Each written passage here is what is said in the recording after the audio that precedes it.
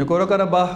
के मुतनाज़े पे हम गुफ्तगू कर रहे थे। अज़रबैजान आर्मिया की जो एक्टिव फ़ौज है वो उसमें बहुत सारे दादो शुमार हैं, चूँकि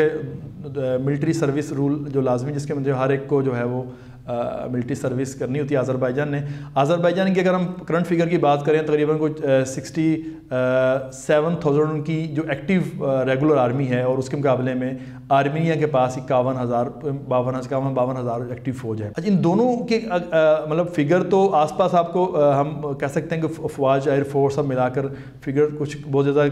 एक्टिव पर्सनस की तादाद करीब है, लेकिन जो दफ़ाई साजो सामान अज़रबैजान के ने पिछले टू डिकेड में जो है वो उस पर फोकस किया और अपना दिफा को मजबूत किया है। उसके पास जदीद ड्रोन हैं, उसके पास फाइटर जेट तैयारे हैं, उसके पास मिसाइल, जबकि उसके मुकाबले में आर्मीनिया के पास वही पुराने रशियन टैंक्स और वही फाइटर तैयारे और पुराने मिसाइल टेक्नोलॉजी चीज़ें, जिसके नतीजे में उनको इस जो 27 सितंबर से जो हालिया जंग शुरू हुई है, जो फ़ाइनल मुआहदा हुआ है, उसके बाद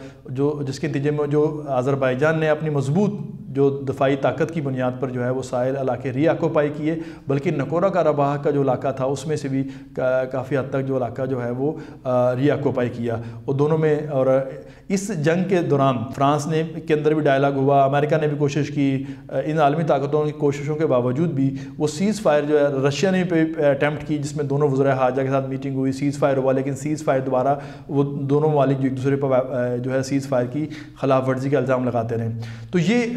उसके बाद आखिरकार रशिया ने एक दोनों ममालिक के प्रेसिडेंट्स और प्राइम मिनिस्टर के दरमियान जो है एक हतमी वादा किया, जिसके नतीजे में आर्मीनिया के प्राइम मिनिस्टर के बारे में उनके अपने बयानात हैं कि हमने अपने तमाम दफ़ाई तज्ज़ियाकारों, एक्सपर्ट्स और तमाम एक्सपर्ट से राय लेने के बाद हमने ही फ़ैसला किया कि हम ये मुआहदा करें, वरना हम नकोरा कराबाह का जो मौजूदा इलाका है हम वो भी जो है वो भी कहीं खो ना दें, और लिहाजा हमने जो हम इस मुआहदा करने मजबूर थे और आइंदा हम दफ़ाई क़ुव्वत में इजाफ़ा करेंगे, वो इलाकों को दोबारा हासिल करेंगे, कोशिश करेंगे। तो ये उनका ऑन रिकॉर्ड उनके, चूँकि आर्मीनिया हर हवाले से जो जिस तेज़ी के साथ अपने इलाके जो है वो लूज़ कर रहा था और अज़रबैजान गेन कर रहा था, तो आर्मीनिया के पास ये अपॉर्चुनिटी या ये मौके नहीं थे कि जो है वो इस मुआहदे जो जिस मुआहदे में उनको शामिल होना पड़ा कि उसमें अज़रबैजान की जो दफ़ाई ताकत या क़ुव्वत थी वो उनको बर्तरी की वजह से जो है वो लाके जो है रीगेन कर लिए। अज़रबैजान आर्मीनिया पीस डील 10 नवंबर 2020 को, जिसके नतीजे में आर्मीनिया ने जो इलाके 90s की जो जंग में जिन इलाकों में कब्ज़ा किया था उसको अज़रबैजान के हवाले 1 दिसंबर तक वो इलाके जो है वो उनके हवाले कर देने हैं। रशियन फोर्सेस जो तकरीबन 2000 के करीब रशियन पीस फोर्सेस जो है इस पर डिप्लॉयमेंट को, यानी कि इस पूरे सीज़ फायर को मॉनिटर करेंगी, और अज़रबैजान ने जो इलाके कब्ज़ा कर लिए वो उनके पास रहेंगे, और आर्मीनिया और नकोरा कराबाह के दरमियान जो है एक तकरीबन 7 किलोमीटर का इलाका जो है, यानी कि 7 किलोमीटर वाइड जो है 5 किलोमीटर वाइड एक लिंक बनाया जाएगा, जिसको लैचिन कॉरिडोर जो है कहा गया है, और इसको मॉनिटर जो है यहाँ रशियन फोर्सेस उसको मॉनिटर करेंगी, और ये यहाँ ट्रेड और जो भी लिंक्स के नतीजे में आर्मीनियन और नकोरा कराबाह के दरमियान बनेगा उसमें, और तमाम लोग जो यहाँ पर माइग्रेट कर गए थे वापस यहाँ अपने इलाकों में आकर बस सकते हैं। और इसी तरह अज़रबैजान का जो आज़ाद ऑटोनोमस यानी कि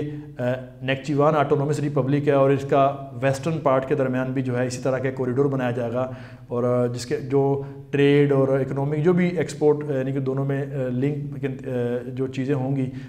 ट्रांसपोर्टेशन और ट्रेड जो भी, उसको जो है वो आर्मीनिया उसको एक्सेस देगा, और यहाँ अज़रबैजान आर्मीनिया को और नकोरा कराबाह के दरमियान जो लैचिन कॉरिडोर बनेगा, इन दोनों पे जो है रशियन फोर्सेस जो है जो 2000 के करीब जो है यहाँ डिप्लाई की जाएंगी, वो इसको मॉनिटर करेंगी, और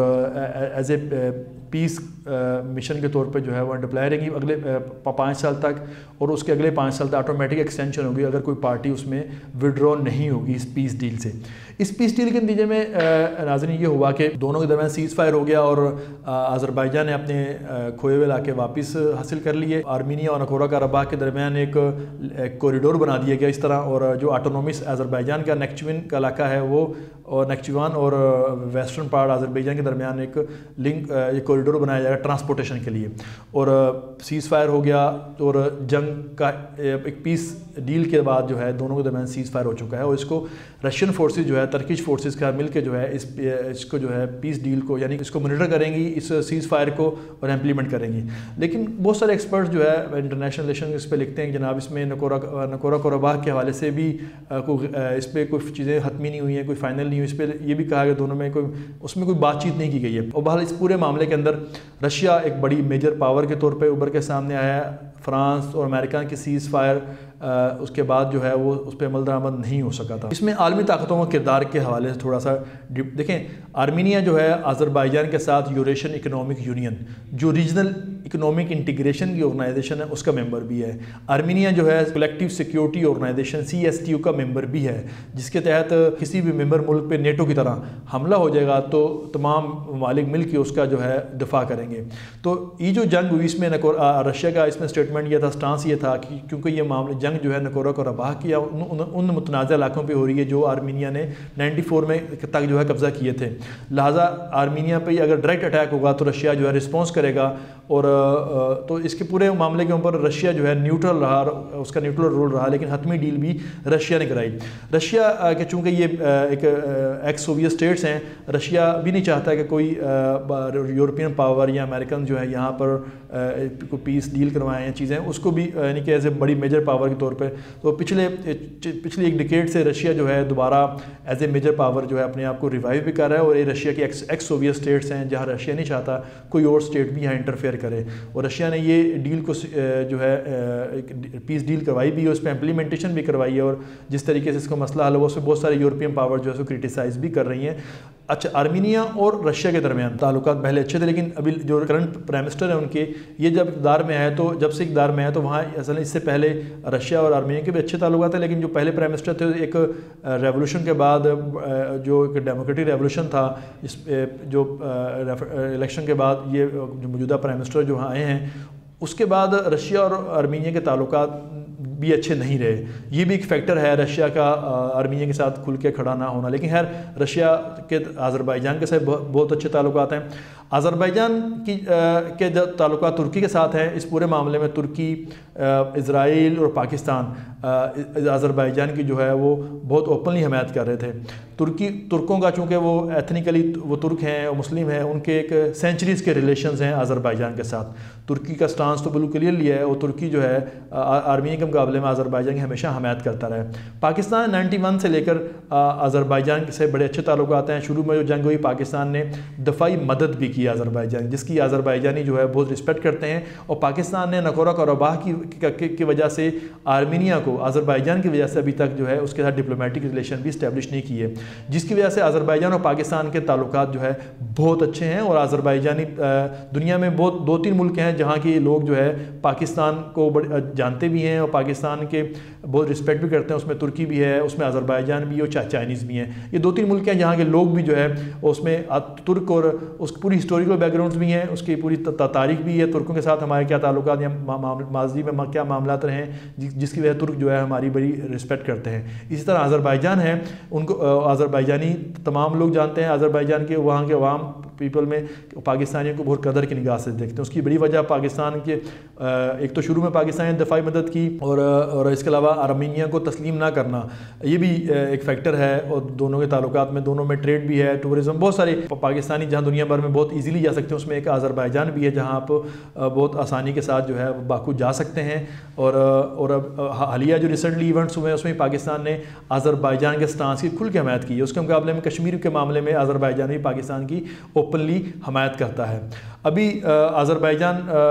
और इज़राइल की बात करें, इज़राइल जो है तकरीबन कुछ 40% अपना तेल जो है वो तेल की ज़रूरियात जो है वो अज़रबैजान से पूरी करता है। अज़रबैजान यूरोप को भी बड़े पैमाने में तेल एक्सपोर्ट करता है, इसराइल को भी करता है और तुर्की को भी करता है। ये इसके 3 बड़े जो है एक्सपोर्टर हैं तेल के। और उसके मुकाबले में आज़रबाईजान जो अपना दफ़ाई ज़रूरियात जो पूरी करता है वो इसराइल से पूरी करता है। हालिया जंग में एक सर्वे के मुताबिक तकरीबन 300 फ़्लाइट्स जो है, कार्गो फ़्लाइट्स जो है वो इसराइल और आर्मीनिया के आज़रबाईजान के दरमियान जो है वो मूव हुई हैं, जिसके नतीजे बड़ी तादाद में जो है वेपन जो है इसराइल से जो है आज़रबाईजान में है। और तुर्की ने भी बहुत खुल के हमायत की है और जिसके नतीजे में आज़रबाईजान को जो है उसने दोबारा ला के जो है अपने तमाम इलाकों पर कंट्रोल हासिल कर लिया। और तकरीबन 6 से 7 बिलियन डॉलर का जो है सामान जो है वो आज़रबाईजान ने तो इसराइल से जो है वो ख़रीदा है, जिसमें ड्रोन्स, एंटी बैलिस्टिक मिसाइल्स हैं, बहुत सारे और इक्विपमेंट हैं जिसके नतीजे में उसकी फ़ौज जो है वो मॉडर्न जो ज़रूरियात है उसने अपनी फ़ौज की जो है पूरी करने में उसको मदद मिली है। इसराइल का अपना रोल है इस पूरी जंग में। ईरान और आपके गल्फ़ कंट्रीज़ जो है वो आर्मीनिया के साथ खड़े हुए थे और इस पूरी जंग के दौरान तुर्की, पाकिस्तान, इसराइल ये जो है आज़रबाईजान के साथ ओपनली उसके स्टांस के साथ जो उसके साथ शोल्डर मिला के खड़े हुए थे। और ईरान भी आज़रबाईजान और आर्मीनिया के दरमियान भी अच्छे ताल्लुकात नहीं हैं और इसकी भी अपनी तारीख़ है, इस पर फिर कभी हम बात करेंगे। तो ये आलमी ताकतों का जो है इसमें ये किरदार था। फ्रांस के अपने जो है उसके अपना स्टांस, इसके फ्रांस भी इसमें आर्मीनिया के साथ खड़ा हुआ था। अमेरिकन्स इसमें एक्टिव नहीं, रिसेंटली पूरे इवेंट में नज़र नहीं आए, उनका कोई इतना एक्टिव रोल नज़र नहीं आया। रूस ने बहाल इस पूरे मामले, चूँकि रूस की नेबर में कंट्रीज़ हैं, रूस ने इंटरफेयर करके इस पीस डील को जो है करवाया भी, उस पर इम्प्लीमेंट भी करवाया। तो ये नकोरा कराबाह का पूरा एक मामला था जो तनाज़ा था। आई होप सो कि आपने इसको काफ़ी हद तक जो है अंडरस्टैंडिंग डेवलप हुई होगी। नकोरा कराबाह का जो तनाज़ा है जिसमें आज़रबाईजान और इसराइल के जो दफ़ाई ताल्लुकात हैं, डिफेंस रिलेशंस जो हैं, आज़रबाईजान ने अपनी पिछले 2 डिकेड्स में अपनी जो बड़ी दफ़ाई ज़रूरियात हैं वो इसराइल से पूरी की हैं और तुर्की से पूरी की हैं और रूस से पूरी की हैं। लेकिन उसकी बड़ी जो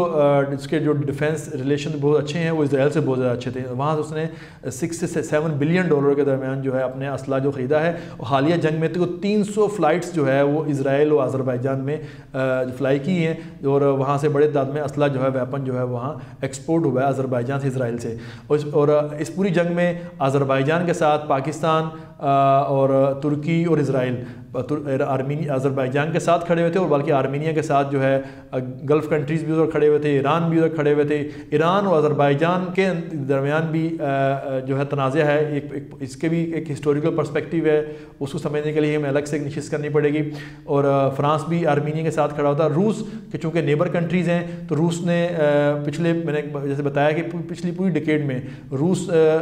मिडल ईस्ट में और आपको और भी इंटरनेशनल इवेंट्स में रूस दोबारा से अपने आप को एज ए सुपर पावर जो है अपने आप को रिवाइव कर रहा है। और ये तो उसके एक्स सोवियत स्टेट्स हैं, तो वो नहीं चाहता कि कोई भी यूरोपियन पावर्स यहाँ पर इंटरफेयर करें, वो पीस डील करवाएं, वो चीज़ों को सेटलमेंट करवाएं। लिहाजा रूस ने अपना किरदार अदा करते हुए उन दोनों वाले की पीस डील कराई, उसको इम्प्लीमेंट भी करवाया। तो ये तनाज़ा था। आई होप सो कि आपने इस तनाज़े को इस पूरे प्रेजेंटेशन में आपने जो है इस तनाज़े की अंडरस्टैंडिंग आपकी डेवलप हुई होगी और आपको इसको तारीख़ी पस मंज़र में भी समझने में आपको आसानी होगी।